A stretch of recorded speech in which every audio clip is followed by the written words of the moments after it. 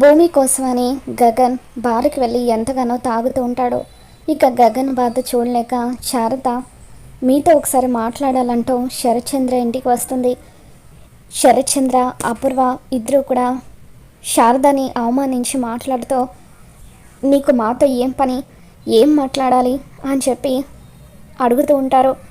ఇక అప్పుడు శారద శరత్చంద్రకి దండం పెడుతూ దయచేసి భూమికి నా కొడుక్కి పెళ్లి చేయండి, మీ కాళ్ళు పట్టుకుంటాను అంటూ శరత్చంద్ర కాళ్ళు పట్టుకొని ఏడుస్తూ ఉంటుంది. ఇక దాంతో అపూర్వ ఇదిగో శారద, భూమి మా బావ ప్రాణం, నువ్వు అడుగుతుంది మా బావ ప్రాణాన్ని అని చెప్పి అంటూ ఉంటుంది. వాళ్ళ పెళ్ళికి నువ్వు ఏమైనా చేస్తావా అని చెప్పి అపూర్వ అంటూ ఉంటే ఏమైనా చేస్తానని శారద అంటూ ఉంటుంది. దాంతో అపూర్వ భూమి గగన్ల పెళ్ళి జరగాలంటే నువ్వు కృష్ణప్రసాద్కి విడాకులు ఇవ్వాలి, ఇస్తావా అని చెప్పి అపూర్వ శారదతో అంటూ ఉంటుంది. ఇక దాంతో శారద అపూర్వ మాటలకి ఏడుస్తూ ఉంటుంది. మరోపక్క భూమి కూడా ఏడుస్తూ ఉంటే గగన్ కూడా భూమిని తలుచుకొని బాధపడుతూ ఉంటాడు.